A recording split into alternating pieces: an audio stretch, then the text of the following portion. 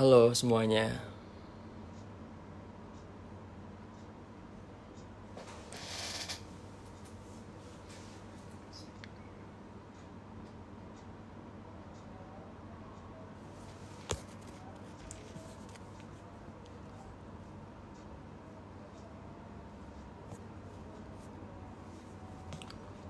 Halo semuanya.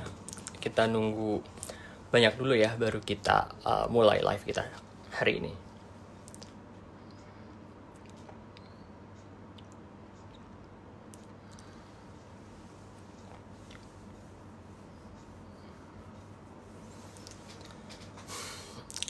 Halo. Oke, jadi perkenalkan yang belum kenal, nama saya Reza.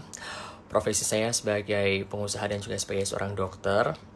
Nah, live saya pada hari ini sebenarnya untuk bisa memberikan informasi kepada masyarakat tentang isu corona yang sedang viral-viralnya atau sedang menimpa nggak cuma Indonesia doang tapi seluruh negara yang ada di dunia ini. Nah, tujuannya adalah supaya masyarakat dan teman-teman itu mendapatkan informasi yang akurat, ya nggak setengah-setengah tentang virus ini gitu. Jadi teman-teman nantinya saya berharap bisa dapat informasi gimana caranya melindungi diri, gimana caranya pemakaian masker yang benar, perlu nggak desinfektan gitu.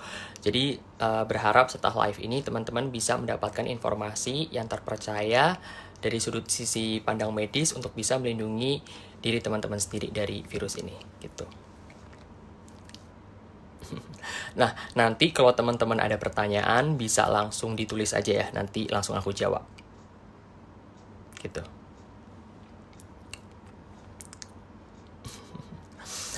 Oke. Jadi pertama. Oke, aku mulai ya. Aku kalau udah 30 aku mulai. Sehat-sehat ya semuanya ya. Ini pertama kalinya aku live buat ngomong masalah corona ini. Oke, aku mulai sekarang. Oke, jadi teman-teman, aku pengen teman-teman tahu bahwasanya kalau virus corona ini sebenarnya itu virus yang benar-benar baru banget, ya. Jadi kita itu coronavirus ini sebenarnya itu merujuk pada sebuah keluarga virus sebenarnya. Nah, sebelumnya kita udah kenal kok beberapa dari mereka. Yang pertama, contoh SARS, ya. Yang kedua adalah MERS, gitu. Nah, sebenarnya baik SARS, MERS ataupun coronavirus ini awalnya itu ditularkan lewat hewan ke manusia atau zoonosis. Nah, dulu SARS itu mungkin nggak banyak orang yang tahu cara penularannya itu lewat civet cats atau lewat kucing luwak. Sedangkan MERS sendiri atau Middle East Respiratory Syndrome ditularkan lewat unta. Nah, pertanyaannya, kalau sekarang tuh kira-kira kalau COVID-19 atau coronavirus ini dia itu ditularkan lewat apa? Nah, dulu ceritanya ada beberapa orang yang bilang atau ada beberapa penelitian yang bilang atau mengasumsikan bahwasanya COVID-19 ini ditularkan lewat ular atau lewat kelelawar, tapi belum ada hewan spesifik yang dia itu terbukti menjadi sumber penularan dari COVID-19 ini. Nah, sekarang ternyata virus ini sudah bermutasi bisa menularkan antara manusia ke manusia, ya. Sebenarnya virus corona ini sebenarnya itu hampir 80% itu dia itu tidak bergejala sampai gejalanya ringan, ya. Jadi teman-teman itu malah justru jangan senang dulu kalau teman-teman itu sehat sekarang, karena justru 80% orang yang terkena COVID-19 ini atau coronavirus ini dia itu tidak bergejala bahkan atau gejalanya itu cuma ringan. 15%-nya dia baru gejalanya itu berat, 5%-nya itu dia membutuhkan perawatan yang serius mungkin di ICU, ya. Jadi hampir 80%-nya itu justru dia itu nggak kenapa-kenapa, tapi tetap punya potensi menularkan, gitu ceritanya. Sekarang Indonesia itu udah 5.500 kasus lebih ya, dengan tingkat kematian itu sekitar 6 atau 7%. Kalau di dunia sendiri udah sekitar hampir 2 juta yang kena, jadi virus ini itu sangat infeksius banget gitu. Nah, pertanyaannya sekarang ya, virus ini itu cara penularannya lewat mana sih? Teman-teman udah pada tahu belum? Ya, sebenarnya virus ini itu penularannya itu lewat droplet. Droplet itu adalah percikan air ludah. Percikan air ludah ini keluar Bisa saat kita batuk, bisa saat kita bersin, tapi yang paling penting juga saat kita ngomong juga kita bisa berpotensi menularkan.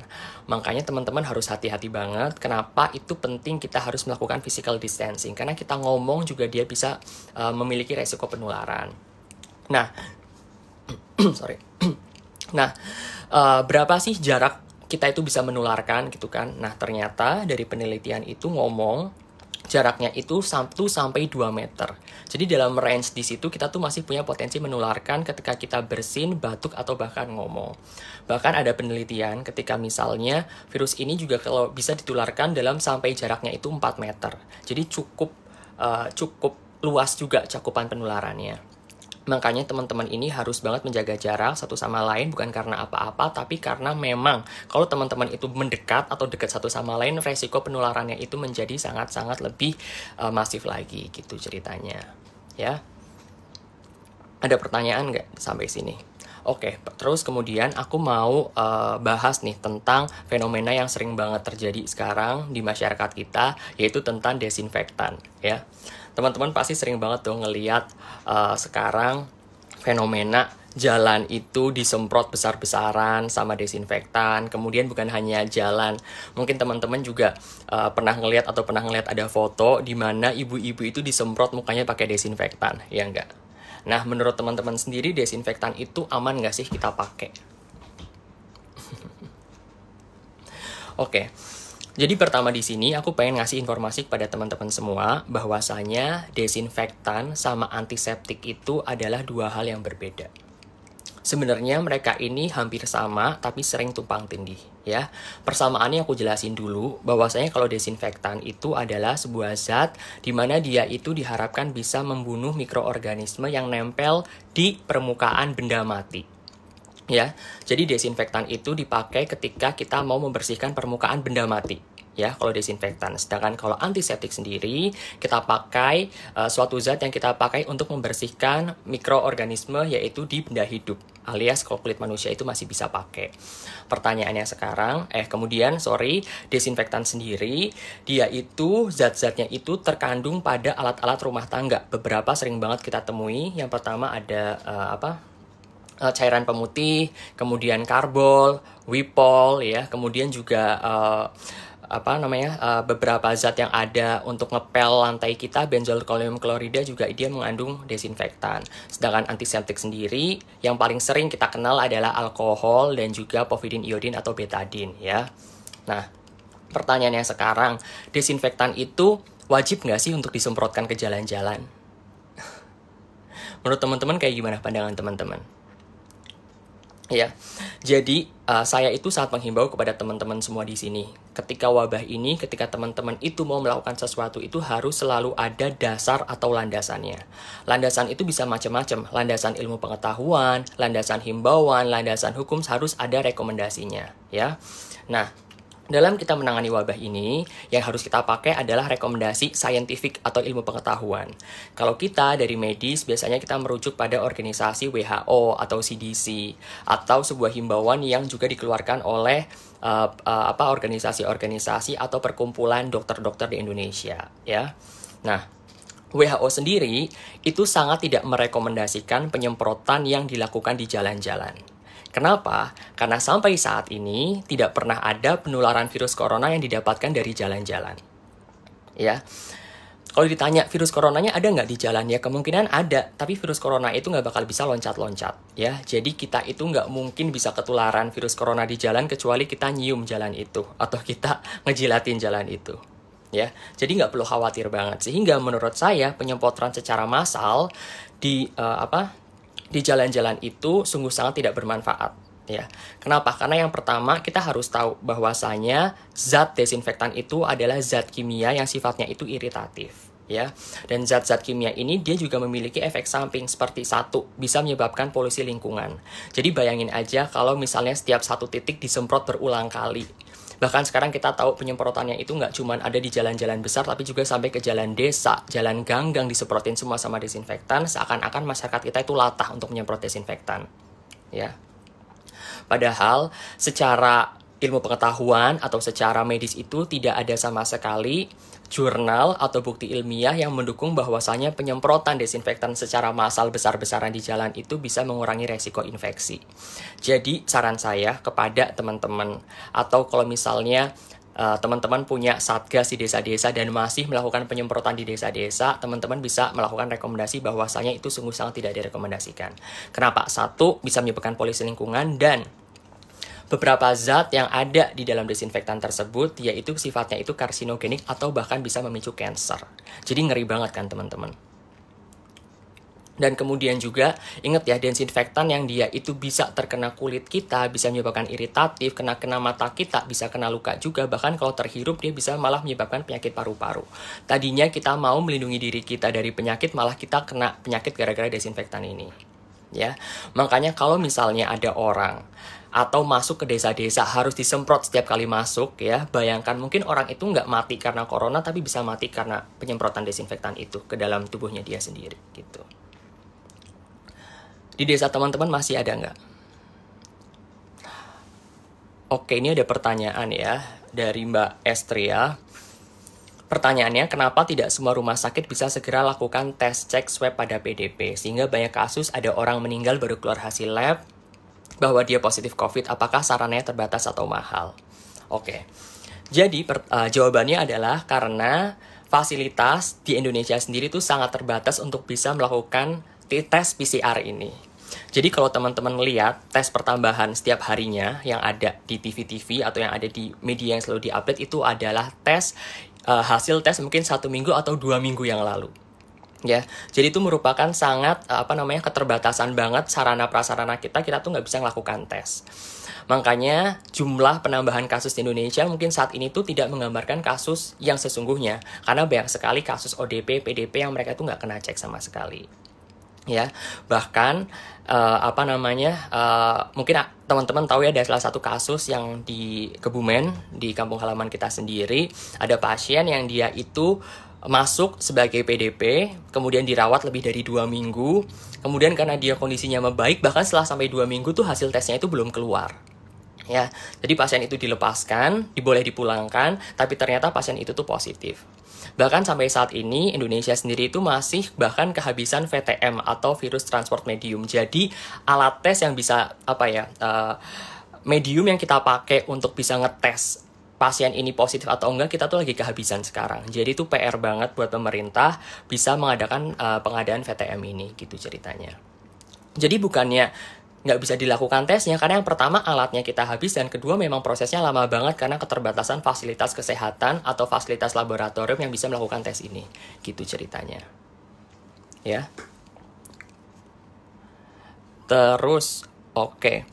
Dok, saya ingin bertanya, kalau misalnya orang terkena sinus, bisa tidak ketika orang tersebut bersin lalu lendir dari bersin itu menjadi virus untuk orang lain? Jawabannya bisa banget ya. Jadi hampir semua penyakit yang sifatnya itu pada saluran pernafasan atas ataupun bawah, dia itu menular lewat droplet ya.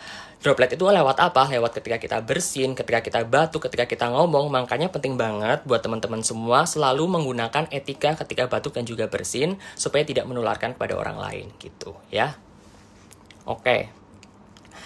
Kemudian iya ya, Mas Rahmat pernah menemukan hal yang sama terhadap penyemprotan. Iya, jadi aku pengen ngasih tahu teman-teman. Jadi kalau kita nyemprot desinfektan itu supaya berhasil itu ada 2 faktor. Yang pertama adalah konsentrasinya harus benar dulu. Ya, jadi kalau teman-teman nyemprot desinfektan konsentrasinya nggak benar, ya dia nggak bakal bisa membunuh mikroorganisme. Ya, oke, contohnya apa nih? Contohnya yang barang yang paling sering kita pakai buat nyemprot desinfektan sekarang adalah haporan pemutihkan, SoClean by Clean. Dia itu mengandung sodium hipoklorit sekitar 5%, jadi dia harus diencerkan 50 kali dulu supaya dosis yang paling bisa untuk membunuh mikroorganisme itu 0,5 sampai 0,1%. Jadi harus diencerkan 50 kali dulu gitu. Nah, kalau misalnya dia itu konsentrasinya di bawah itu, maka dia nggak bisa untuk membunuh mikroorganisme, sayang banget gitu. Kemudian yang kedua adalah waktu kontaknya. Waktu kontak yang disarankan oleh berbagai macam jurnal yang saya baca merekomendasikan waktu kontaknya itu minimal 1 menit gitu ya. Jadi kalau misalnya nih teman-teman nyemprot orang asal lewat doang, ya dia nggak bakalan membunuh apapun juga gitu loh. Dia nggak membunuh apapun juga, dan kedua dia malah menyebabkan penyakit kalau misalnya dia terhirup juga. Apalagi bilik desinfektan ya, bayangin teman-teman disemprot desinfektan di ruangan tertutup ya. Bayangin kalau cairan desinfektan itu ngenain kulit, ngenain mata, kehirup juga, dia malah bukannya malah mau menyembuhkan penyakit, malah dia menyebabkan penyakit baru akibat desinfektan ini. Dan yang harus buat teman-teman tahu juga bahwasanya desinfektan sodium hipoklorit ini dia juga punya efek samping ya. Bahwasanya dia itu tidak boleh dikenakan pada barang-barang yang memiliki logam. Kenapa? Karena dia itu efek sampingnya bisa menyebabkan karatan pada logam. Jadi itu yang harus teman-teman ketahui. Bahwasanya setiap desinfektan itu memiliki kegunaannya masing-masing.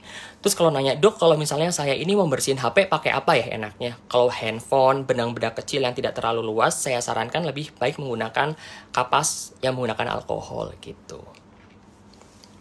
Nah, ngomong-ngomong tentang alkohol nih, kira-kira teman-teman tahu nggak sih berapa kandungan alkohol yang dia itu bisa membunuh mikroorganisme atau bisa kita gunakan sebagai desinfektan?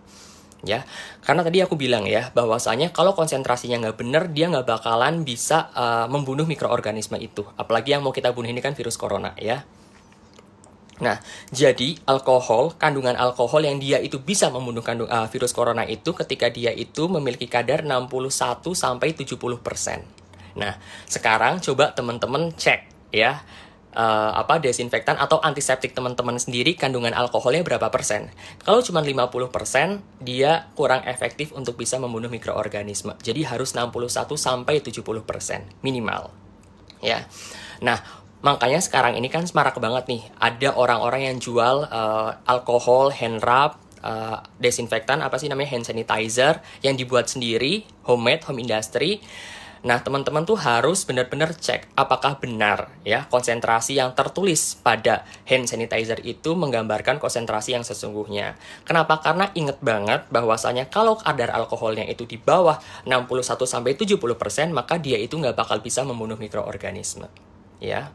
Nah, sehingga kalau saya ditanyain, yang paling efektif untuk membunuh tuh apa sih sebenarnya? Nah, sebenarnya yang efektif untuk membunuh mikroorganisme adalah ketika kita itu cuci tangan menggunakan sabun. Kenapa? Karena kita tahu yang namanya virus itu sebenarnya itu dia itu punya lapisan pelindungnya. Ya, ada amplopnya gitu ceritanya. Nah, lapisan pelindungnya atau amplopnya ini tuh sangat mudah larut terhadap sabun jenis apapun sabun itu. Ya, jadi nggak peduli harus merek apa, atau sabun yang dipercayai bisa membunuh bakteri, jenis sabun apapun itu, kalau kena virus, virusnya pasti mati. Karena lapisan pelindungnya itu akan larut. Gitu ceritanya. Jadi, saya selalu menyarankan teman-teman untuk selalu rajin cuci tangan. Yang paling murah adalah cuci tangan menggunakan sabun apapun itu dengan air mengalir. Ya, oke. Ada lagi pertanyaannya? Oke, sekarang ya pertanyaannya. Dok, apa tes rapid hasilnya valid? Jika hasil rapid negatif tapi ada gejala misal radang apa batuk, apa itu cuma batuk biasa? Nah, teman-teman tahu banget kan, sekarang kemarin kita sempat viral atau sempat heboh karena adanya rapid test. Ya, bahkan pemerintah kita sendiri memborong banyak sekali alat-alat rapid test yang digunakan untuk ngetes corona kita. Ya, nah sebenarnya teman-teman itu sebenarnya rapid test ini itu dipakai pemerintah itu bukan karena kevalitannya. Karena satu, dia itu murah, dan dua, hasilnya itu cepat. Walaupun hasilnya keluarnya cepat, bisa 1 hari, ternyata dia itu sangat-sangat tidak valid. Artinya, kalau orang ditesnya positif, bisa aja dia nggak positif, kalau negatif, bisa aja dia negatif. Gitu. Rapid test sendiri itu kan dia itu ada 2. Ada yang sifatnya ngetes antigen, ada yang sifatnya antibody. Ngetes antibody dalam tubuh kita tuh seberapa kuat gitu ya. Nah, kadang-kadang ada beberapa orang ketika dia dites, ternyata antibodinya belum keluar tuh. Padahal harusnya dia udah positif, ternyata hasilnya masih negatif. Makanya pemeriksaan rapid test itu, kalaupun dia negatif, harus diulang 7-10 hari kemudian. Ketika dia hasilnya positif, harus dikonfirmasi ulang menggunakan swab. Jadi repot banget sebenarnya. Makanya rapid test ini sangat tidak menggambarkan gejala apapun terhadap orang yang dites gitu. Kalau misalnya rapid testnya positif, pasti corona nggak? Enggak ternyata. Karena beberapa juga bisa menyebabkan rapid test ini positif. Contoh, kita demam berdarah. Teman-teman, kalau dites sama rapid test ini bisa juga hasilnya positif juga.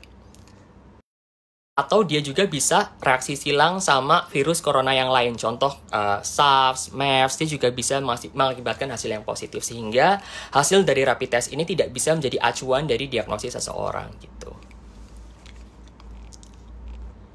Oke, ada pertanyaan lagi. Oke.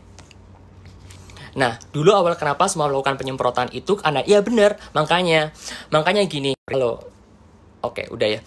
Oke, jadi tidak hanya tugas dari pemerintah juga, tapi juga tugas dinas kesehatan, tugas dari fasilitas kesehatan, tenaga kesehatan untuk bisa memberikan edukasi yang benar bagi masyarakat. Bukan berarti itu sering dilakukan, bukan berarti itu benar, ya. Bahkan saya sempat masuk waktu itu karena terpaksa harus makan di salah satu restoran yang ada di Kebumen, dan saya disemprot desinfektan, dan saya juga ngomong, saya nggak mau disemprot desinfektan, karena desinfektan itu harus digunakan pada permukaan benda mati, bukan pada benda hidup, gitu.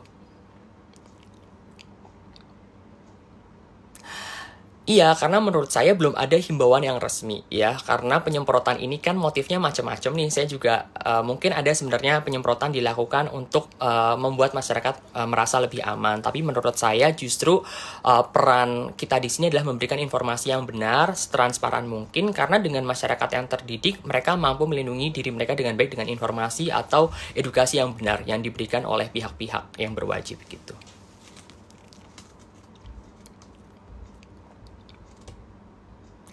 Oh, oke. Dok, saya mau tanya, kalau cairan desinfektan itu bahaya, lalu bagaimana cara untuk mensterilkan orang-orang yang berasal dari perantauan?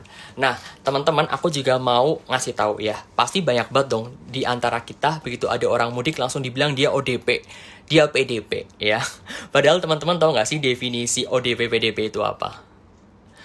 Jadi teman-teman, definisi ODP, PDP, positif corona, OTG itu adalah terminologi medis atau istilah medis yang harus disematkan oleh para tenaga kesehatan. Jadi dia itu tidak bisa didefinisikan oleh orang awam atau oleh tenaga non medis, ya. Jadi sering sekali istilah ini menjadi rancu di dalam masyarakat, ya. Nah, pertanyaannya adalah definisinya tuh apa sih sebenarnya? Jadi kalau ini secara umum aja ya, karena kalau secara detail aku takut ini terlalu medis banget. Jadi kalau PDP itu adalah orang yang dia itu udah demam, dia punya gejala penyakit pernafasan kayak batuk, pilek, dan dia itu punya riwayat kontak terhadap orang yang dia itu positif coronavirus. Atau orang yang dia ada demam, ada gejala infeksi saluran pernafasan, udah dicek semua gejala nggak ada, ternyata dia punya riwayat 14 hari terakhir itu pergi ke wilayah yang ada transmisi lokal atau ke negara yang ada transmisi lokal, itu namanya PDP, ya. Jadi ibaratnya dia udah gejalanya udah hampir merujuk ke corona doang nih, tapi tinggal keluar aja, nunggu aja keluar tesnya, ibaratnya kayak gitu ya secara gampangnya.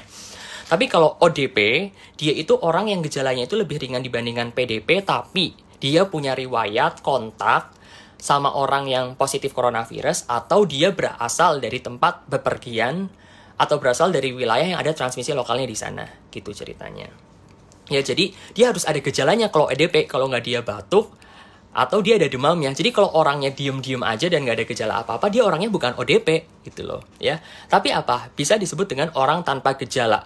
Orang tanpa gejala adalah orang yang dia tidak mengalami gejala apapun, tapi dia itu punya kontak erat terhadap pasien yang positif coronavirus. Contohnya orang tanpa gejala itu apa? Contoh, tenaga medis yang dia tanpa APD, dia tanpa sengaja kontak sama orang positif corona. Itu namanya orang tanpa gejala. Ya. Kemudian yang kedua adalah orang yang dia itu berada dalam ruangan yang sama dengan orang yang positif corona, atau orang yang dia itu bepergian bersama menggunakan transportasi yang sama orang yang positif corona. Nah, kenapa pemudik itu harus kita hati-hati banget? Apalagi kalau pemudik yang dia itu menggunakan transportasi umum, ya, bisa dibayangin betapa bahayanya di situ. Dan kita juga nggak tahu status orang yang ikut dalam transportasi publik itu statusnya apa aja, ya. Makanya saya sangat menghimbau kepada orang-orang untuk tidak mudik, tapi kalau misalnya terpaksa banget, tolong mawas diri untuk karantina selama 14 hari di rumah. Supaya apa? Yang saya tadi bilang bukan berarti orang itu sehat-sehat aja dan orang itu nggak punya virus di dalamnya. Karena tadi aku bilang, hampir 80% orang yang kena coronavirus ini, dia itu hampir tidak bergejala atau gejalanya ringan banget, gitu. Tapi dia punya hampir potensi menularkan sama parahnya sama orang yang bergejala. Gitu ya. Oke. Dok, pakai alkohol 70%. Ya, jadi yang tadi aku bilang, alkohol yang bisa mensterilkan kandungannya harus 61-70%. Di bawah itu dia tidak punya atau kemampuannya dalam melakukan sterilisasi itu sangat rendah, lebih rendah gitu ya. Sama minimal kontaknya itu 1 menit. Jadi kenapa kalau teman-teman mau cuci tangan pakai hand sanitizer atau teman-teman itu cuci tangan pakai sabun itu pastikan jangan cepet-cepet banget ya. Minimal itu 40 detik sampai 1 menit gitu ya. Oke? Ada lagi nggak pertanyaannya?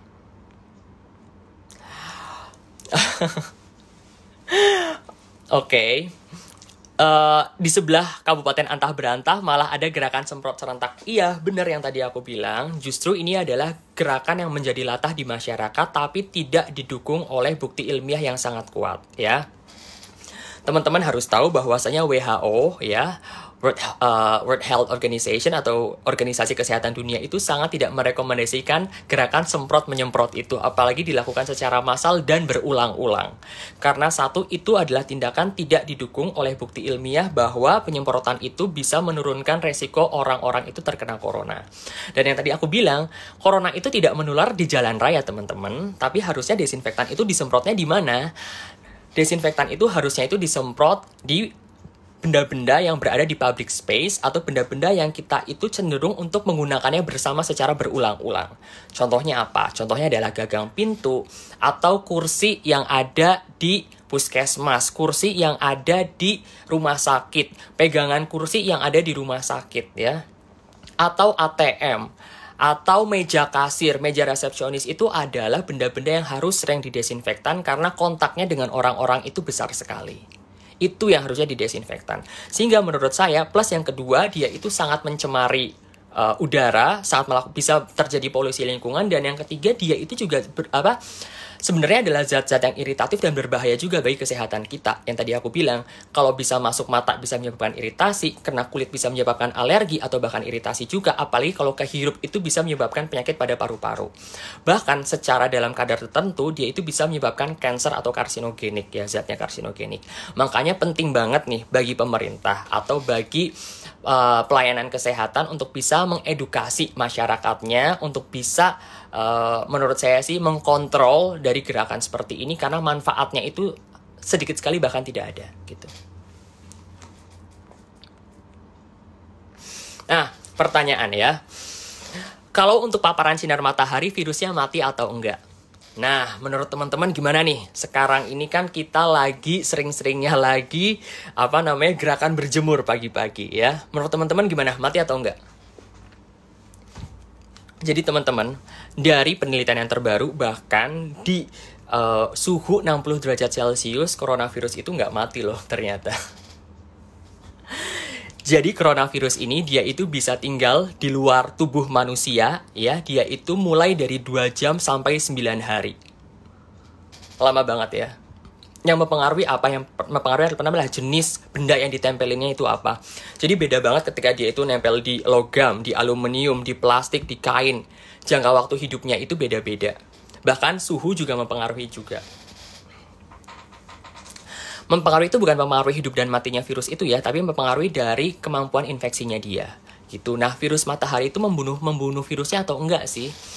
Jadi sebenarnya teman-teman, kalau teman-teman itu berjemur pagi-pagi itu, fungsinya itu bukan supaya virusnya itu yang ada di dalam tubuh teman-teman itu mati. Ya, karena mau teman-teman berjemur sampai 100 jam, sampai kulitnya itu gosong, virusnya juga nggak bakal mati juga kalau teman-teman berjemur. Ya, fungsi teman-teman berjemur itu adalah untuk mendapatkan sinar matahari yang dinamakan UVB, di mana UVB ini fungsinya adalah untuk merubah provitamin D yang ada di dalam tubuh kita menjadi vitamin D aktif atau D3.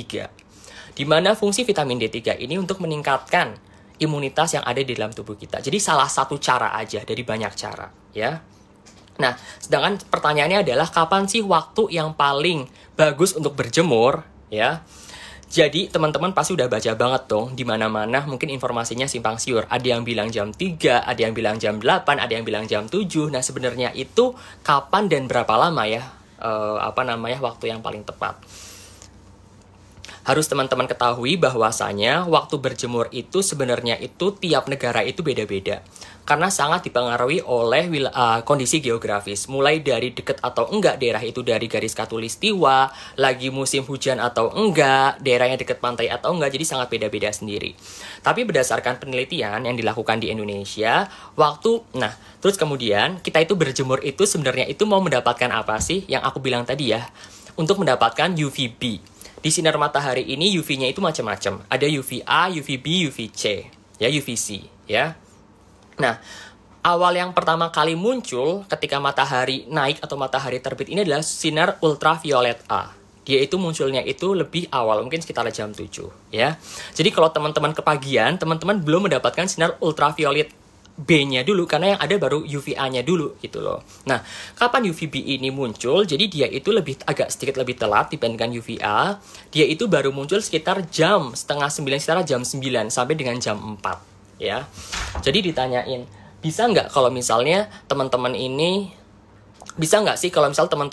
dia itu berjemur jam 12 atau jam 11 gitu. Bisa aja, bahkan konsentrasi atau energinya itu dia itu menaik 300 kali lipat dibandingkan jam 9 atau jam sebelumnya. Tapi masalahnya sinar ultraviolet ini dia itu bagaikan pedang bermata dua. Kalau misalnya dia itu energinya kebanyakan, justru dia itu memiliki efek negatif pada tubuh kita.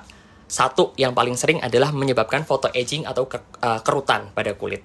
Yang kedua, dia bisa menyebabkan sunburning atau kebakar kulit kita. Yang ketiga, dia bahkan bisa menyebabkan karsinogenik atau menyebabkan kanker. Yang keempat, dia bisa mengakibatkan justru imun tubuh kita itu malah menjadi turun. Nah, kita itu kan pengen berjemur tapi aman. Nah, yang direkomendasikan adalah jam 9 sampai jam 10. Durasi waktunya tergantung dari jenis kulit kita. Semakin kulit kita itu putih, waktu yang dibutuhkan untuk berjemur itu semakin sedikit. Tapi kalau kulit kita itu lebih sawo matang, lebih gelap warnanya, kita butuh sedikit waktu lebih lama. Jadi sekitar 10 sampai 15 menit. Ya, kalau misalnya nih, aku bingung nih, dok, aku udah berapa menit ya, karena aku lupa nggak bawa jam buat berjemur.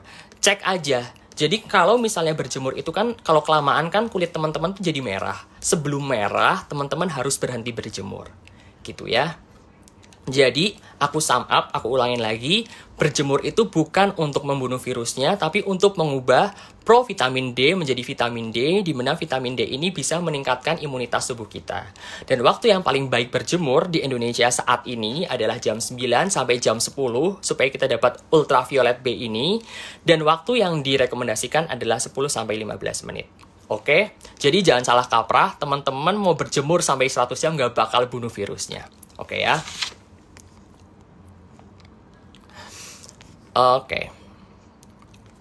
Oke, pertanyaan yang bagus juga ya.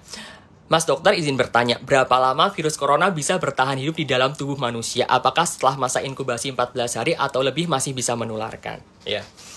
Oke, jadi teman-teman tahu yang namanya inkubasi itu apa sih? Yang namanya inkubasi adalah masuknya virus ke dalam tubuh kita sampai virus atau bakteri itu bisa menimbulkan gejala di dalam tubuh kita. Virus corona ini masa inkubasinya itu 2-14 hari. Dengan median rata-rata orang itu bergejala setelah hari kelima. Ya. Nah, ditanya, berapa lama sih virus corona itu bisa hidup di dalam tubuh kita? Itu tergantung dari imun atau tergantung dari antibodi yang bisa dikeluarkan oleh tubuh kita. Semakin antibodi kita semakin kuat, maka virus corona itu semakin tidak lama bertahan di dalam tubuh kita. Tapi kalau sistem imun kita rendah, itu kita semakin tidak bisa memproduksi antibodi, makanya virusnya itu malah semakin lama di dalam tubuh kita. Jadi sangat tergantung dari profil atau tingkat imunitas tiap orang beda-beda. Makanya kenapa orang yang paling rentan terkena virus corona menjadi gejalanya parah adalah orang-orang lansia, anak-anak, karena sistem imun mereka itu kalau yang anak-anak belum terbangun secara sempurna, tapi kalau yang lansia itu sistem imun mereka sudah lemah. Karena setiap kali umur kita di atas 40 tahun, tubuh kita itu akan mengalami penurunan fungsi sekitar 1% setiap tahunnya. Kayak gitu. Ya. Jadi kalau ditanya setelah masa inkubasi 14 hari atau bisa menularkan atau enggak, kalau kita positif, ya, itu saat masih bisa menularkan. caranya bisa menularkan atau enggak harus beneran di swab untuk menentukan kita itu positif atau enggak. Jadi benar-benar di swab. Kalau misalnya di swab 2 kali hasilnya negatif, berarti emang udah nggak ada virus di dalam tubuh kita. Itu yang paling pasti dalam penegakan diagnostiknya. Oke, untuk para pemudik, mereka kan harus karantina selama 14 hari. Nah, selama 14 hari itu boleh nggak mereka berinteraksi dengan keluarga atau mereka harus mengasingkan diri, dok? Nah, pertama gini yang tadi aku bilang, pemudik di kota-kota besar, apalagi di kota-kota yang dia sudah mengalami transmisi lokal, mereka tuh harus sangat berhati-hati, ya. Apalagi ketika mereka mudiknya itu rame-rame, menggunakan transportasi umum. Karena di dalam transportasi umum ruangannya tertutup. Orang ngomong, orang bersin, bisa semuanya kena semua, ya. Jadi memang yang harus dilakukan untuk menjaga keamanan, kalau misalnya teman-teman sayang sama keluarga teman-teman, harus melakukan isolasi mandiri kalau harus terpaksa mudik, ya. Saya nggak merekomendasikan mudik, tapi kalau teman-teman itu sangat terpaksa untuk mudik, teman-teman harus mengisolasi diri 14 hari untuk minimal kontak sama keluarga teman-teman. Karena teman-teman nggak tahu profil teman-teman itu apa, membawa virus atau enggak. Kalau nggak dites, kita nggak pernah tahu profil virus itu ada di dalam tubuh kita atau enggak. Oke ya.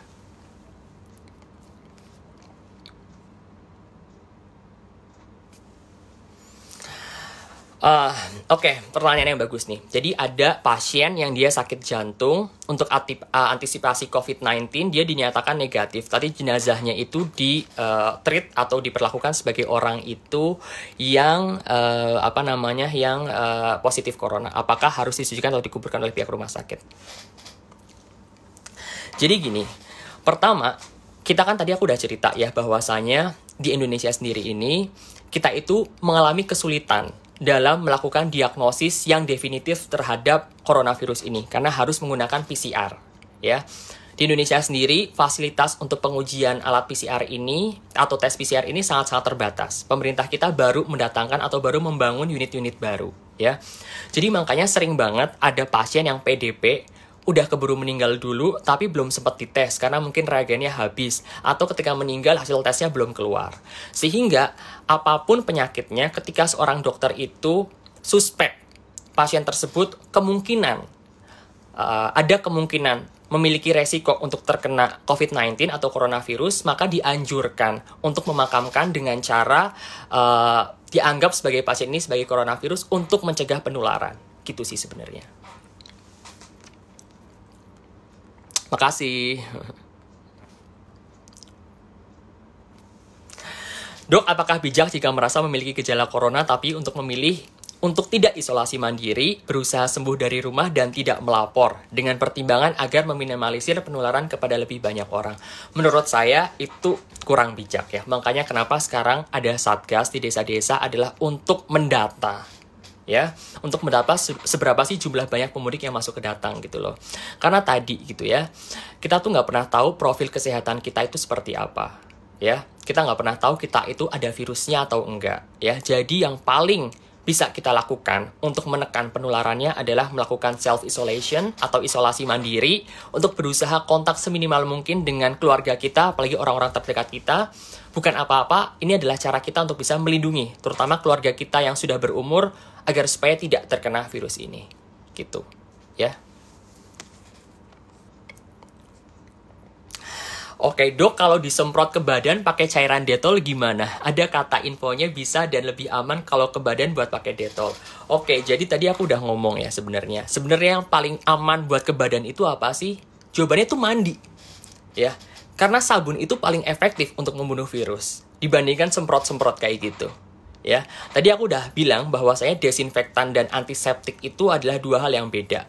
Bahkan Dettol itu kalau yang hand sanitizer namanya antiseptik, tapi kalau yang berupa cairan itu namanya desinfektan. Ya, karena dia sifatnya bahan aktifnya itu namanya klorosilenol 4,8%. Ya, dan yang tadi kalau yang namanya desinfektan itu tidak boleh dipakai untuk ke permukaan tubuh manusia gitu. Walaupun waktu itu sempat ada klaim Dettol itu bisa si Dettol ini ngeklaim ya dirinya sendiri atau orang-orang ada yang bilang kalau Dettol ini bisa membunuh virus corona. Tapi bahkan sampai detik ini tidak ada penelitian atau bahkan WHO juga tidak merekomendasikan merek tertentu untuk dipakai untuk mencegah virus corona. Jadi yang bisa kita pakai apa? Ya udah mandi aja pakai sabun, itu udah jelas direkomendasikan dan jelas-jelas aman. Jadi nggak perlu panik buying beli Dettol, beli apapun itu buat disemprot spray-spray ke seluruh badan ya. Oke? Nah, justru desinfektan ini juga nggak bakalan. Jadi gini, yang harus teman-teman lakukan untuk bisa mencegah penularan ini, yang pertama adalah satu, melakukan physical distancing dengan komitmen penuh. Jadi jangan setengah-setengah, ya. Yang kedua adalah hidup sehat dan tingkatkan higienitas dari kita. Rajin cuci tangan, pakai sabun. Terus ya teman-teman, aku mau ngasih tahu sama teman-teman nih. Ini ada satu benda yang sebenarnya itu baik tapi bisa menjadi sumber penularan buat virus corona ini. Kira-kira teman-teman tahu nggak apa? Itu adalah keran tempat kita cuci tangan. Ya, itu bisa menjadi sumber penularan. Kenapa? Aku kasih ilustrasi. Kalau kita mau cuci tangan kita kotor atau bersih? Kotor kan? Kita megang keran. Kerannya jadi kotor kan? Oke. Kita cuci tangan pakai sabun, selesai tangan kita bersih, terus kita tutup lagi, tangan kita jadi kotor lagi. Ya enggak? Makanya kalau saya selalu cuci tangan, sebelum saya cuci tangan, saya selalu cuci dulu tuh, si kerannya itu pakai sabun, supaya kerannya itu steril. Ataupun kalau terpaksanya nggak bisa, pas saya nutup, saya harus pakai tisu buat nutup keran itu. Supaya apa? Supaya itu steril. Tetap setelah cuci tangan, benar-benar harus bersih lagi. Jadi itu hati-hati banget ya teman-teman, masalah keran itu.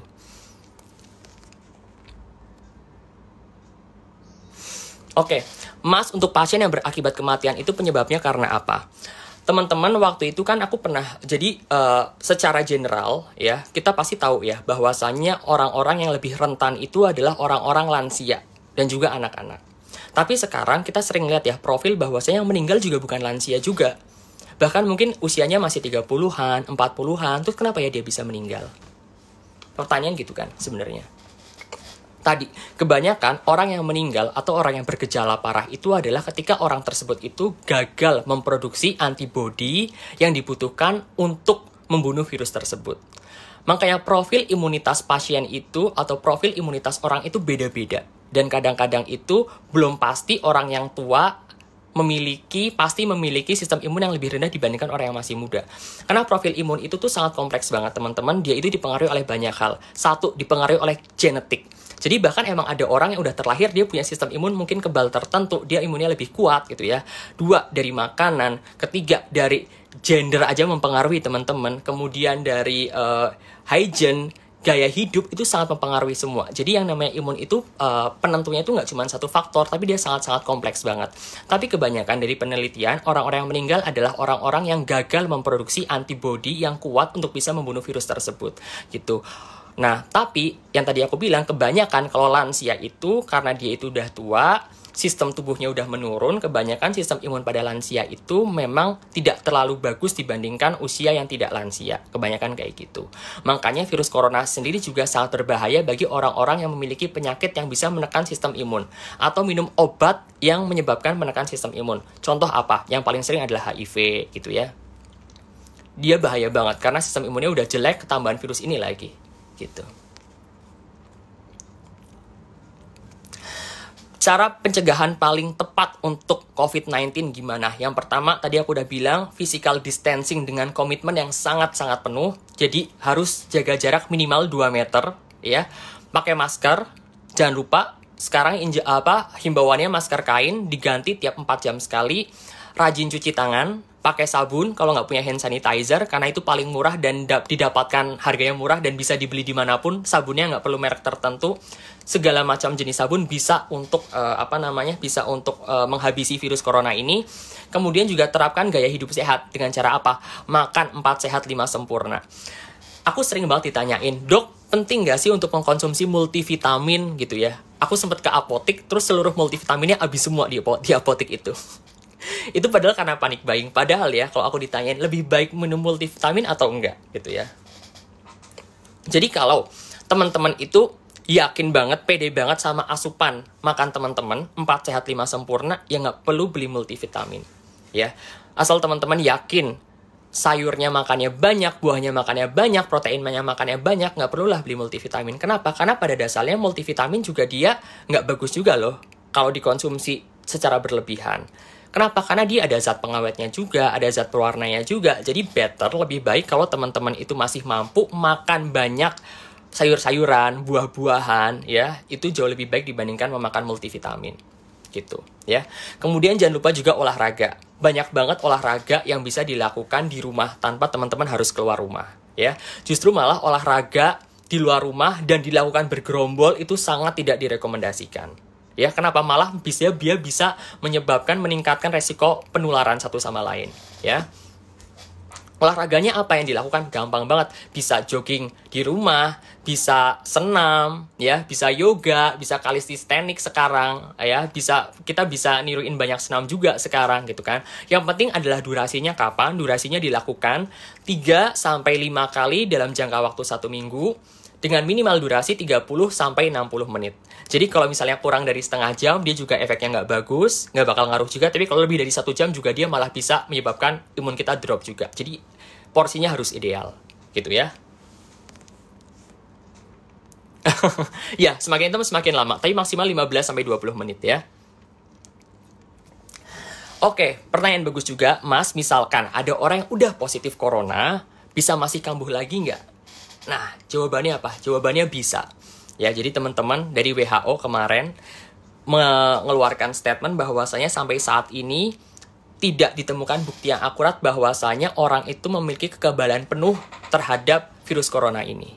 Ya, jadi sangat memungkinkan orang ini udah terinfeksi, sembuh tuh terinfeksi lagi. Makanya sampai saat ini, sampai wabah ini turun, walaupun yang udah, ya jangan sampai, tapi kalau misalnya ada teman-teman yang udah positif corona, jangan senang dulu karena mungkin kemungkinan ada reinfeksi atau infeksi ulang terhadap virus ini.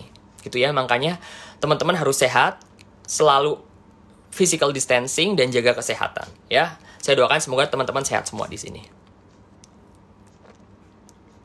Oke. Dok, apakah kalau mau mudik sebaiknya periksa kesehatan dulu? Teman-teman tahu nggak? Bahkan ya teman-teman kan tahu nih, sekarang kalau misalnya teman-teman kemana-mana selalu ditem gitu kan, di temperatur buat ngecek suhu. Itu bisa mendeteksi corona nggak? Enggak. Kenapa? Karena tadi aku bilang, beberapa orang corona, dia bahkan tidak menimbulkan gejala apapun. Nggak demam, nggak batuk, nggak kenapa-kenapa. Jadi mungkin aja orang lolos stem scan itu, tapi dia menularkan corona. Jadi pemeriksaan kesehatan juga percuma juga. Karena kalau dia orangnya nggak keluhan apa-apa, ya kita nggak bisa ngecek apa-apa kecuali ngecek menggunakan rapid test atau menggunakan PCR itu. Terutama PCR yang dia itu sangat-sangat sangat-sangat valid banget buat ngecek corona ini. Tapi masalahnya orang yang sakit aja di tes PCR aja susah, hasilnya keluarnya lama, ya apalagi kita gitu ya. Makanya yang paling memungkinkan kalau teman-teman itu bisa nggak mudik, tolonglah jangan mudik dulu karena kasihan keluarga teman-teman yang ada di rumah, apalagi lansia ya, karena tingkat mortalitas paling tinggi itu pada orang-orang tua gitu ya. Pak Yudi mengkonsumsi bawang putih. Oke, nanti aku sekalian ngomong masalah jamu ya, kalau ada yang pertanyaannya ya. Oke. Untuk mengkonsumsi jeruk nipis dengan air hangat. Jadi aku ngomong sekaligus langsung dari jamu aja ya. Teman-teman sering banget sekarang, lagi musim corona, kita ada empon-empon ya. Bahkan sekarang marak banget industri jamu, kayaknya lagi naik ya. Harga rempah-rempah itu naik banget gara-gara corona karena banyak orang yang mengklaim atau mungkin banyak informasi yang ngomong bahwasanya jamu ini bisa menyembuhkan corona. Pertanyaannya benar atau enggak sih sebenarnya? Ya. Jawabannya adalah, jadi sebenarnya jamu ini merupakan salah satu warisan budaya Indonesia. Kita harus bangga selama ribuan tahun orang itu mengkonsumsi jamu, apalagi orang-orang Jawa, ya. Karena sebenarnya ternyata di penelitian banyak kandungan pada golongan rimpang ini, kan yang namanya jahe, kunyit, kencur ini kan golongan rimpang, dia itu mengandung zat-zat yang berakibat baik pada tubuh. Contohnya sebagai apa? Sebagai anti peradangan, anti nyeri, ya. Teman-teman mungkin pernah dengar yang namanya kurkumin, ya. Dia anti radang, anti nyeri, menghangatkan tubuh juga. Beberapa juga dia memiliki efek antibiotik juga, gitu ya. Jadi bagus nggak? Bagus. Tapi bisa mengobati corona nggak? Enggak. Jadi sampai saat ini belum ada penelitian yang ngomong bahwasanya jamu itu bisa mengobati corona. Tapi beberapa penelitian terbatas bilang bahwasanya jamu ini bisa meningkatkan imunitas kita. Ya, tapi ya teman-teman harus tahu, meningkatkan imunitas itu bukan hanya kita makan sehari minum jamu terus imun kita naik, bahkan seminggu pun belum ada jaminan imun kita naik. Bahwasanya konsumsi ini tuh harus dilakukan dalam jangka waktu yang lama, ya, teratur, baru teman-teman bisa mendapatkan efeknya. Jadi tadi, saya support kalau jamu itu diperlakukan sebagai multivitamin, sebagai vitamin, ya, untuk bisa meningkatkan imun kita, tapi bukan sebagai obat yang menyembuhkan. Karena kenapa? Jadi gini, kalau kita ngomong obat, misal ya, saya ngobatin pasien saya yang dia batuk. Saya udah tahu nih, dosis saya ngobatin pasien saya batuk kalau saya pakai antibiotik adalah amoxicillin 3 kali 500 mg selama 5-7 hari. Tapi kalau selama jamu ini, kan kita nggak pernah tahu dosisnya berapa. Emang ada, oh orang batuk minum beras kencur sehari 3 kali. Orang kita bikin beras kencur aja atau kunir asam aja, kandungannya beda-beda, ada yang pakai kunirnya segenggam, ada yang pakai kunirnya berapa gram, kan nggak terstandarisasi. Makanya PR banget nih untuk kita, negara Indonesia, untuk melakukan standarisasi pada jamu-jamu ini. Begitu pula dengan bawang putih, bawang-bawangan memang ada zat ya yang tergantung pada bawang-bawang itu yang dia itu memiliki beberapa efek bagus bagi tubuh kita sebagai antioksidan, sebagai beberapa juga dia memiliki antimikroba, tapi belum ada penelitian yang lebih lanjut bahwasanya dia bisa dilakukan sebagai obat, sebagai vitamin sah-sah aja dan oke-oke aja. Karena memang ada, gitu ya. Bukan hanya pakai cuci tangan, tapi juga teman-teman harus ya menghindari memegang-megang daerah wajah, hidung dan juga mulut, ya. Terus gini, teman-teman kan tahu kalau pakai masker itu, ya, teman-teman juga harus tahu nih cara ngelepasnya. Jadi kalau teman-teman pakai masker, jangan pernah nyentuh bagian luarnya. Karena itu tuh sumber penyakitnya tuh di situ kan dia nyaring. Jadi ibaratnya teman-teman tuh megang malah daerah pusat infeksinya kalau teman-teman suka megang-megang masker. Jadi kalau pakai masker jangan pernah megang bagian depannya. Kalau mau ngelepas juga jangan dari depan tapi dari samping, dari sebelah celina. Karena bagian depan itu adalah bagian yang paling infeksius. Oke ya. Tadi kalau kerannya dicuci dulu pakai sabun, sering-sering dulu pakai sabun gitu ya. Atau ketika mau setelah cuci tangan nutup kerannya harus pakai tisu. Ya. Jadi tangan kita tetap steril terus.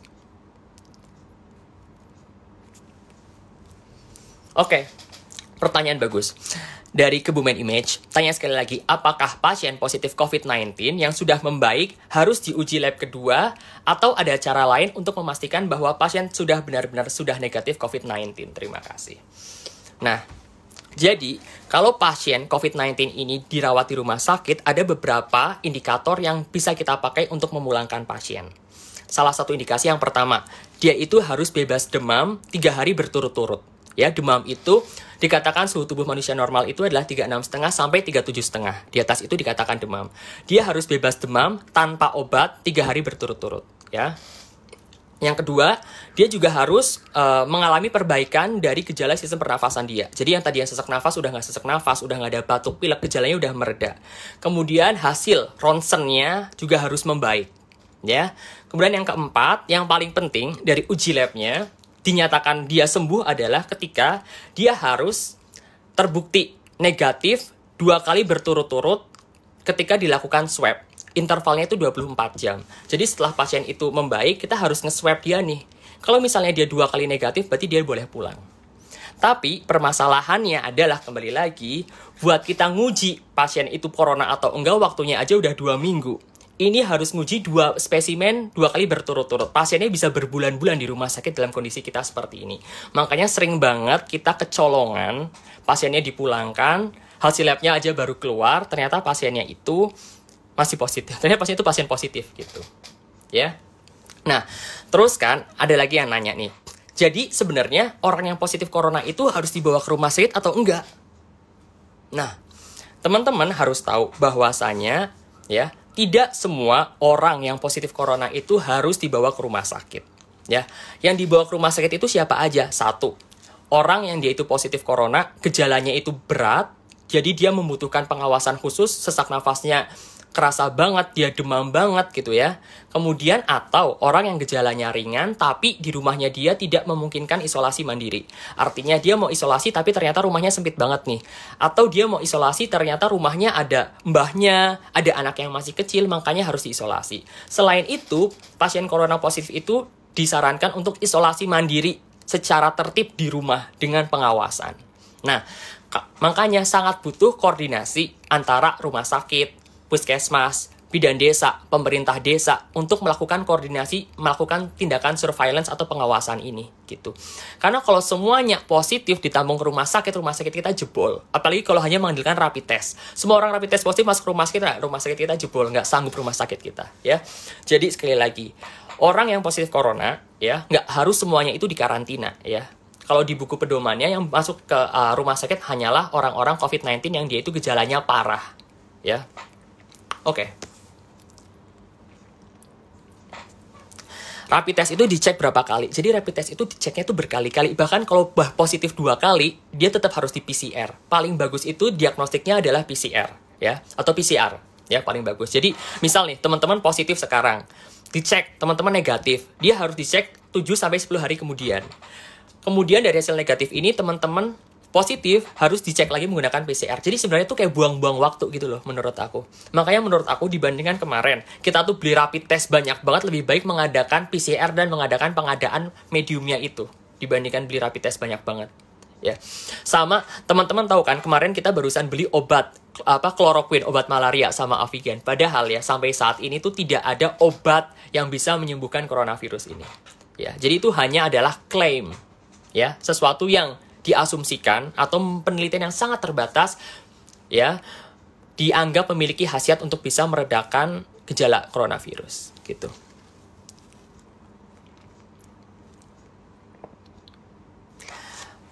Saran untuk PP atau DD apa? PP itu apa sih sebenarnya?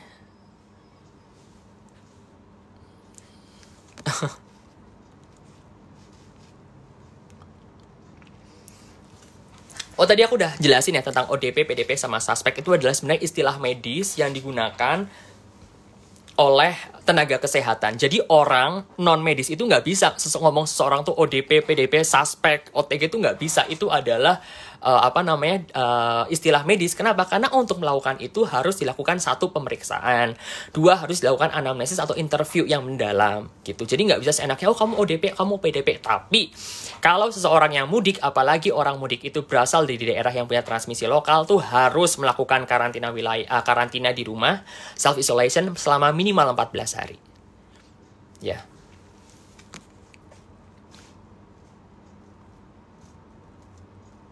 Itu oke. Yang bawang merah ditancap-tancap itu hoax ya. Jadi nggak ada pengaruhnya dan belum ada penelitian yang mengatakan bahwa saya masangin buang-buangan itu bisa membunuh virus. Bahkan yang Dettol yang dimasukin ke diffuser aja malah sangat-sangat berbahaya. Tapi kalau buang-buangan itu belum ada penelitian, ya.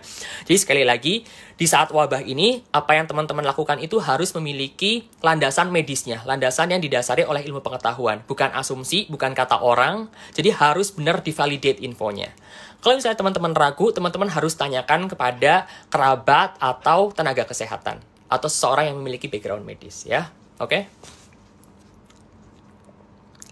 Oke, aku mau jelasin juga sekarang tentang jenazah COVID-19. Ya. Teman-teman sering banget dong sekarang kita ribut atau heboh tentang banyak sekali orang-orang yang nolak jenazah orang yang positif corona.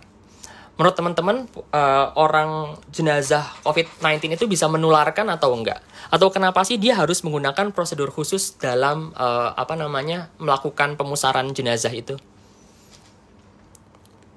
Jadi teman-teman, sampai saat ini pengetahuan kita terhadap virus ini tuh sangat-sangat terbatas banget, sangat-sangat sedikit banget. Yang hanya bisa kita lakukan adalah mengurangi ya segala bentuk macam kontak yang bisa menyebabkan terjadinya infeksi, ya.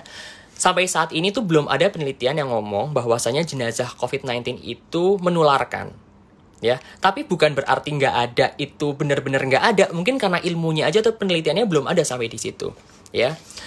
Cuman kita itu belajar dari kasus SARS, ya, tahun 2003 kemarin sama kasus flu burung, ternyata jenazah mereka itu atau jenazah pasien yang positif itu ada kemungkinan menularkan lewat cairan tubuh mereka. Makanya kenapa ketika orang-orang itu dimandikan tidak boleh dilakukan oleh orang-orang yang tidak memiliki background medis gitu. Makanya harus dimandikan oleh orang-orang medis menggunakan APD yang lengkap untuk mencegah penularan kalau memang ternyata benar ada virusnya ada di dalam cairan tubuh manusia.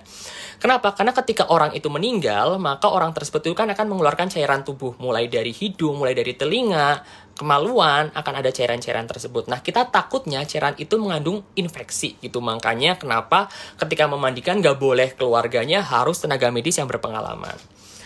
Teman-teman tuh nggak perlu takut ketika menerima jenazah orang yang terkena positif corona. malah menurut saya itu sangat tindakan yang sangat tidak manusiawi sekali.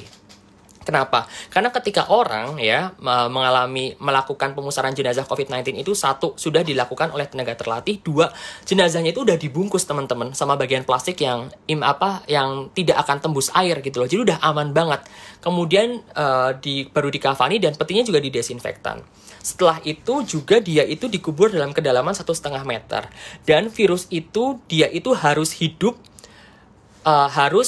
mencari inang untuk dia itu bisa bertahan hidup. Jadi virus itu tuh nggak bakal tahan lama kalau dia itu nggak ada yang dia infeksikan gitu loh, ya. Makanya teman-teman tuh jangan khawatir bahwasanya ketika ada di desanya yang terkena positif corona malah ditolak jenazahnya, itu sungguh sangat tidak manusiawi menurut saya, ya. Jadi jangan khawatir karena tadi pemusaran jenazahnya udah dilakukan oleh tenaga terlatih, kemudian yang kedua itu juga udah diplastikin ya, sudah disemprot desinfektan, jadi jangan khawatir untuk terjadinya infeksi. Kenapa kita itu dilarang untuk layat? Sebenarnya itu bukan kenapa-kenapa, tapi untuk mencegah terjadinya kerumunan tersebut. Dimana kalau terjadinya kerumunan tersebut malah meningkatkan terjadinya infeksi, seperti itu ceritanya. Ya, jadi tadi ya ingat ya, jangan adanya diskriminasi terhadap jenazah COVID-19. Jangan ada diskriminasi juga terutama pada orang-orang tenaga kesehatan. Mereka tuh orang yang bekerja di garda depan, kita harus sangat menghormati dan mendukung mereka sepenuh hati.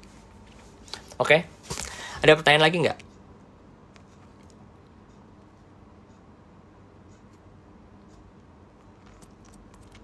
Jadi tadi ya, aku summary sampai aku sambil nunggu pertanyaan lagi. Jadi tadi ya, sangat beda antara desinfektan dan antiseptik. Desinfektan itu adalah untuk benda-benda permukaan, benda-benda mati. Jadi sangat tidak disarankan disemprot-semprot kepada manusia, ya. Karena dia itu juga pada dasarnya zat kimia yang sangat iritatif ketika terjadi benda hidup pada kulit manusia, pada mata, pada hidung. Dia malah sangat bisa menyebabkan penyakit lain malah ya, gitu. Makanya saya sangat miris ketika ngelihat banyak sekali orang disemprot berulang kali ya, masuk desa disemprot ya. Tindakan itu adalah tindakan yang dilakukan tanpa melakukan pertimbangan medis. Jadi saat ini teman-teman harus berhati-hati banget kalau membaca informasi. Kalau melakukan sesuatu, apa yang teman-teman lakukan itu harus ada landasannya, ya. Kalau kita bicara tentang penanganan virus, landasannya apa? Ilmu kedokteran dan juga sains, ilmu pengetahuan. Kalau teman-teman nggak tahu gimana, tanya sama orang yang kompeten. Jadi jangan melakukan sesuatu karena asumsi sendiri. Oke? Ada lagi nggak ya pertanyaan yang belum aku jawab?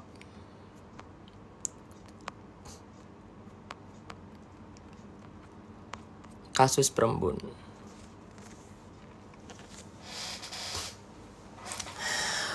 Oke, dari Bu Wahyu ya. Kasus Perembun gimana? Hasil swab belum jadi tapi sudah dipulangkan. Karena tadi Bu, yang tadi saya bilang kan, di Indonesia sendiri itu sangat mengalami kesulitan untuk melakukan tes PCR, ya. Jangankan untuk nge-swab kasus yang udah ada, untuk kasus orang yang swab pertama kali aja lamanya bukan main, ya. Kasus Perembun, kasus yang waktu itu ada di sekitar Ayah itu kan gara-gara dipulangkan karena dia itu bukan pasien BPJS, pasien umum, ya. Dia udah 2 minggu hasil labnya nggak keluar-keluar. Jadi dia pasiennya udah membaik, hasil labnya belum keluar. Sehingga dia APS pulang atas permintaan sendiri. Pas dia pulang 2 hari, ternyata positif. Gitu ya. Nah, kasus Perembun itu kan ketika dia dipulangkan hasilnya positif. Tadi aku udah bilang bahwasanya sebenarnya itu ada beberapa indikator yang harus dokter itu tahu untuk memulangkan pasien.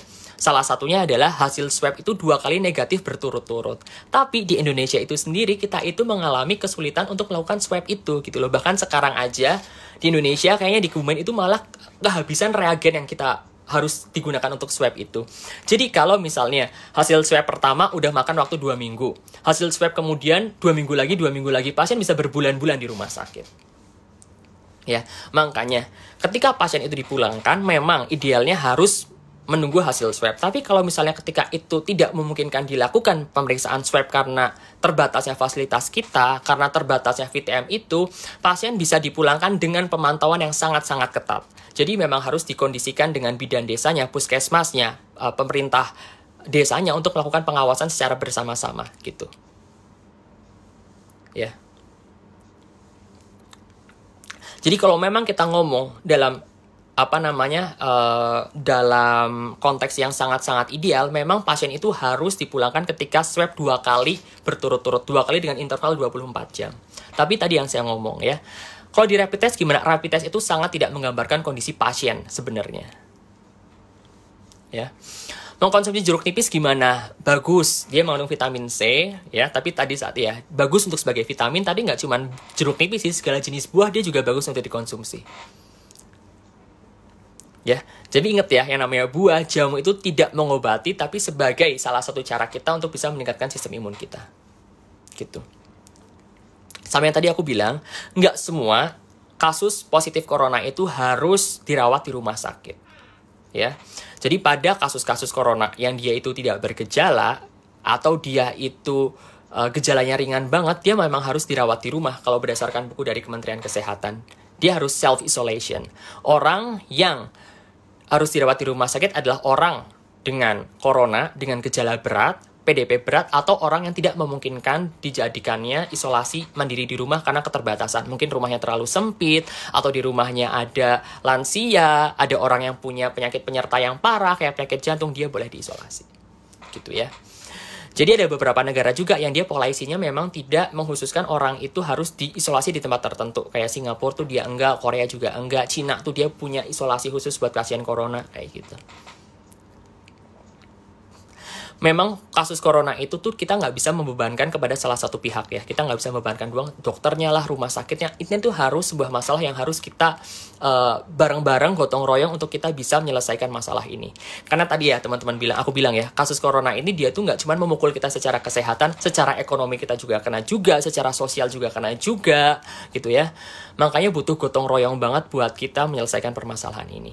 Tapi kita itu bisa menyelesaikan permasalahan ini kalau kita tuh punya pengetahuan penuh, nggak setengah-setengah terhadap isu corona ini. Apalagi kalau teman-teman bagian dari Satgas, bagian dari gugus penanganan, harus benar-benar ngerti dan paham banget.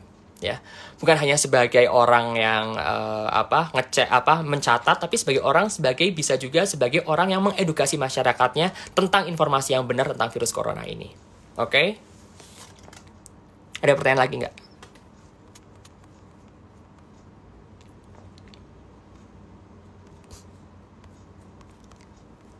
Oke.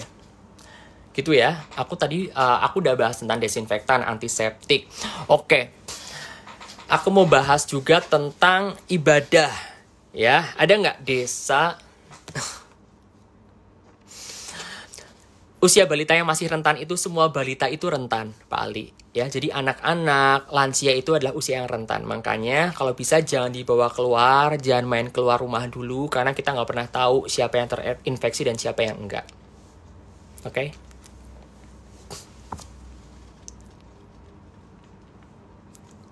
Berpotensi menular, kalau semua itu sangat berpotensi sih. Kalau misalnya dia hasil swabnya masih positif, ya dia berpotensi menularkan ke yang lain. Bahkan orang positif corona, ya, dia itu setelah 14 hari dia harus kembali ke rumah sakit untuk melakukan swab ulang. Kalau dia swabnya masih positif, harus tetap isolasi terus dalam rumah sampai swabnya dia negatif. Ya. Oke, kayak gitu. Oke, jadi aku ngomong mungkin topik terakhir ya, sebelum aku ada pertanyaan-pertanyaan lagi tentang ibadah. Nih, kan banyak sekali mungkin orang yang jadi ada mungkin orang yang masih mendebat ya, kenapa sih kita harus ibadah di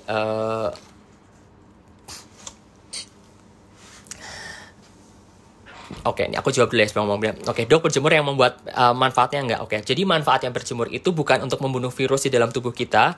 Jadi mau kita berjemur 100 jam juga virus-virusnya itu nggak bakalan mati juga di dalam tubuh kita, gitu ya. Tapi berjemur itu fungsinya adalah untuk menangkap sinar ultraviolet B yang digunakan untuk mengubah provitamin D di dalam tubuh kita menjadi vitamin D aktif, di mana vitamin D aktif itu bisa meningkatkan sistem imun di dalam tubuh kita untuk melawan corona ini, ya.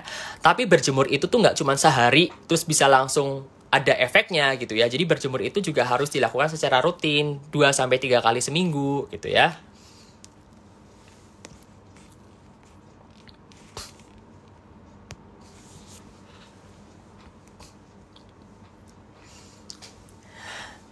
Oh, saya malah baru dengar nih yang PDP dari Tangerang yang melarikan diri. Karena gini juga sih, apa yang tadi saya bilang ya, di Indonesia sendiri itu sedang kesulitan untuk melakukan diagnostik terhadap virus ini. Beberapa negara yang dia itu berhasil atau memukul mundur virus ini adalah negara yang dia berhasil melakukan tes itu sebanyak-banyaknya. Korea itu seharinya itu dia bisa ngetes 10.000 per hari. Sampai saat ini udah 400.000. Sama Indonesia jauh banget. Dia tuh negara yang salah satu paling hebat. Tes, tes, tes, dan tes. Kalau misalnya negara itu atau satu wilayah itu nggak bisa melakukan tes, ya kesulitannya itu kita susah untuk memisahkan mana yang sakit, mana yang sehat, nyampur semuanya dan malah penularannya semakin cepat gitu loh sebenarnya. Ya. Kenapa dipulangkan PDP itu bisa macam-macam banget. Satu yang tadi saya ceritain, mungkin memang udah berminggu-minggu tapi hasil tesnya nggak keluar-keluar. Dia udah membaik gitu kan. Atau dia pulang atas permintaan sendiri tapi nggak confirm. Kalau dia APS, rumah sakitnya dilepas. Kalau dia atas permintaan sendiri kayak gitu. Makanya penting banget fungsinya Satgas atau desa-desa tuh selalu melakukan pencatatan terhadap warganya yang datang atau bekerja berasal dari daerah yang memiliki transmisi lokal. Jadi penting banget gitu ya. Oh, aku Dokter Reza bukan Dokter Tirta, Dokter Tita. Iya, benar banyak banget yang tanya tentang itu. Jadi tadi ya, berjemur itu tidak membunuh virusnya, tapi meningkatkan imunitas kita dengan mengaktifkan vitamin D yang di dalam tubuh kita. Ya, oke. Tadi aku mau jelasin tentang ibadah ya, satu. Jadi sekarang kan kita ini dihimbau ibadah dari rumah. Tapi aku juga tahu ada beberapa masjid yang dia itu masih membuka diri ya untuk bisa beribadah di masjid itu. Dengan bilang, oh kalau kita udah di spray maka virusnya itu udah mati ya.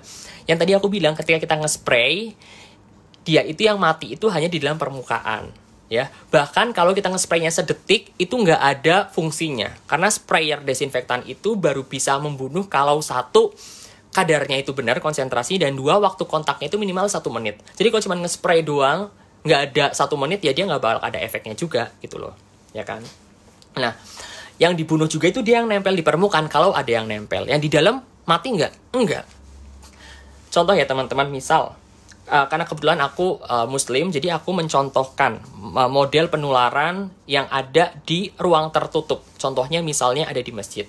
Misal teman-teman ini sholat berjamaah, ya, terus berjamaah, terus sholat, imamnya baca surat Al-Fatihah, terus terakhir ngomong amin gitu ya. Misal ada 100 jamaah di sana. Bayangin ketika ngomong amin, ada berapa droplet yang dia itu berkeliaran di satu ruangan itu. Bahaya nggak? Bahaya. Dia bisa nempel di lantai. Terus kemudian masjid itu dipakai lagi sama orang, ya, belum sempat dipel. Ya, ketika apalagi kalau dia tidak melakukan physical distancing, mungkin jaraknya nggak ada 1 meter.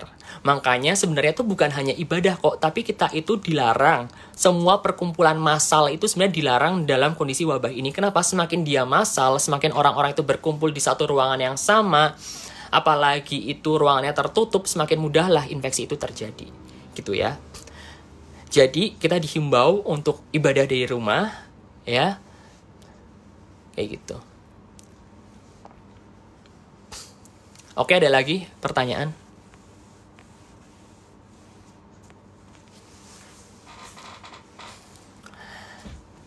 Oke, aku senang banget hari ini karena ternyata pertanyaannya banyak dan sangat kritis-kritis, ya, dan juga sangat terjadi di kehidupan kita sehari-hari. Jadi aku berharap dari pertemuan kita hari ini. Oke, dok, seberapa efektivitas masker kain untuk proteksi dari penularan virus? Kemudian tips untuk memilih masker. Oke.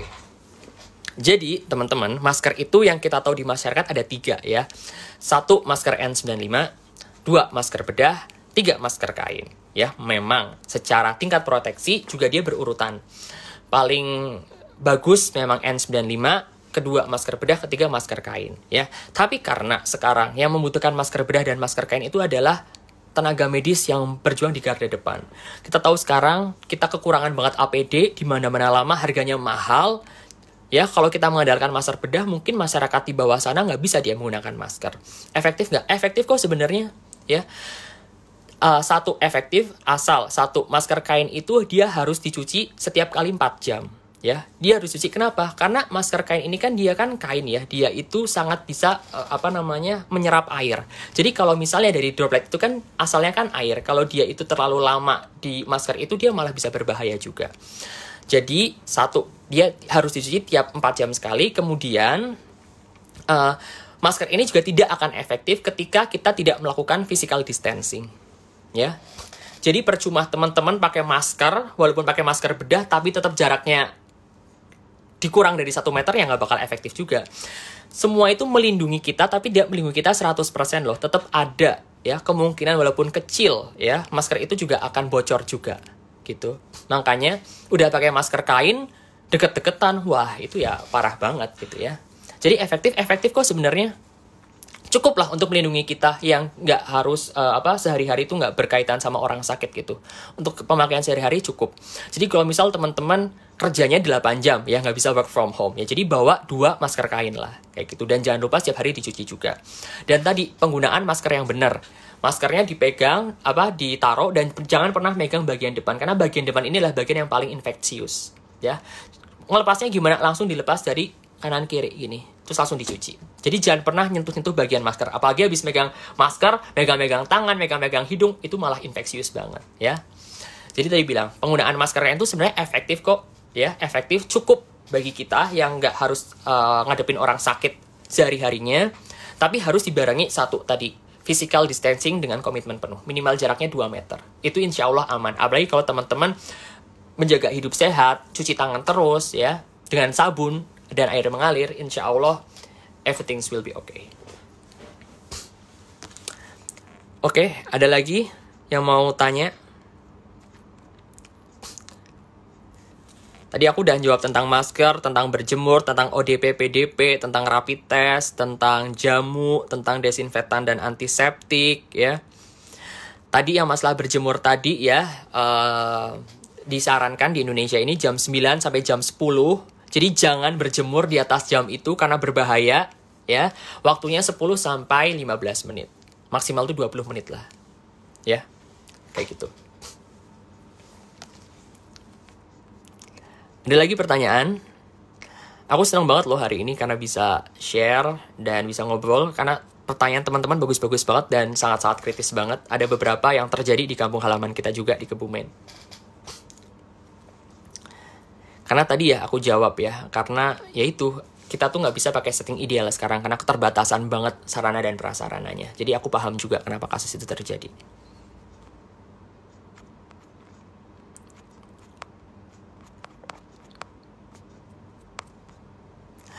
Oke, kayaknya sekarang udah jam berapa sih?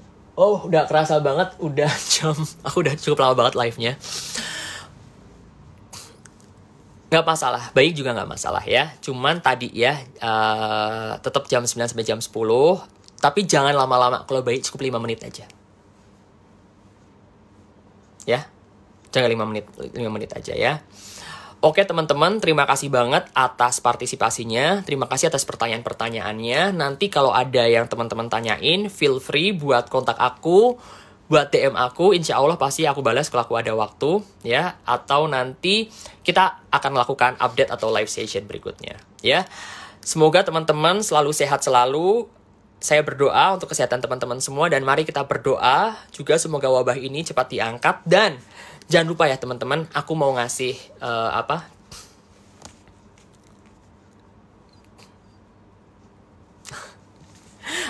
setiap aku mau closing ada pertanyaan lagi. Iya. Makanya aku bilang, komandonya tuh harus benar-benar kuat. Dari pusat ke bawah, dia harus benar-benar kuat sehingga tidak terjadi miscoordinated di tingkat-tingkat bawah. Ya, jadi harus satu komando memang dalam menangani kasus COVID-19 ini, kayak gitu. Jadi harus tegas juga, ya. Karena tadi bilang, ini itu bukan hanya masalah nyawa orang, bukan hanya masalah kesehatan, tapi memukul seluruh aspek kehidupan kita, kesehatan, ekonomi, sosial, ya. Dan yang pengen aku juga himbau ke teman-teman, kita tahu ya, dalam kondisi seperti ini banyak sekali teman-teman kita yang kehilangan pekerjaan mereka. Banyak banget sekarang ya orang-orang di PHK. Dalam jangka waktu belum ada 1 bulan di Indonesia udah ada 1 juta orang yang dirumahkan, 100.000 orang yang dipulangkan. Salah satu kenapa orang-orang mudik itu adalah karena mereka udah nggak bisa bertahan lagi di ibu kota. Karena mereka nggak punya pekerjaan apa-apa. Ya kan? Oleh karena itu, banyak sekali teman-teman kita yang membutuhkan. Makanya aku ngajak ke teman-teman semua untuk mulai peduli kepada orang-orang sekitar kita, minimal orang-orang terdekat kita. Yuk mari kita ngelihat kanan kiri kita, tetangga-tetangga kita gitu ya. Dan bantulah mereka sesuai dengan kemampuan kita. Kalau kita nggak bisa ngasih 1.000, kasih aja 100. Kalau kita nggak bisa ngasih mereka sembako seharga 50.000, kasih semampu kita. Karena saya percaya berbagi itu bukan tentang kemampuan, tapi tentang kemauan. Dan saya percaya banget kalau semua dari kita bergotong royong, bareng-bareng, meningkatkan rasa peduli kita, insya Allah wabah ini bisa kita hadapi secara bersama-sama. Ya? Oke, karena buat saya penting banget untuk kita peduli, apalagi dalam kondisi seperti ini. Saya sempat ngelakuin, masih sampai sekarang ya, untuk terjun langsung ke lapangan, dan saya ngeliat banyak sekali teman-teman kita, saudara-saudara kita yang sangat membutuhkan uluran tangan kita, membutuhkan kepedulian kita. Dan sudah saatnya kita buktikan bahwasanya virus ini tuh tidak mematikan rasa kemanusiaan kita. Justru harusnya saat ini buat kita tuh semakin kuat sebagai seorang manusia dan semakin meningkatkan rasa empati dan rasa kemanusiaan kita. Oke, gitu aja teman-teman hari ini live-nya. Kita ketemu lain waktu dan sampai jumpa. Wassalamualaikum warahmatullahi wabarakatuh.